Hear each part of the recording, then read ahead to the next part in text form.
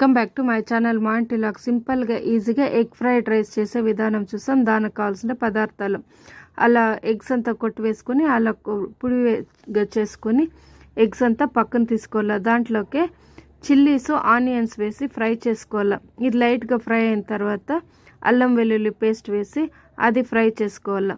అది ఫ్రై చేసుకొని rice చల్లారిండే rice వేసుకొని తగినంత పసుపు, తగినంత గరం మసాలా, తగినంత ఉప్పు ఇవంతా వేసుకొని దాంట్లోకి తగినంత మిరియాల పొడి, తగినంత చిల్లీ పౌడర్ వేసుకొని ఇవంతా వేసేటప్పుడు సిమ్లో పెట్టి ఇవంతా బాగా వేసి ఫ్రై చేసుకోవాలి.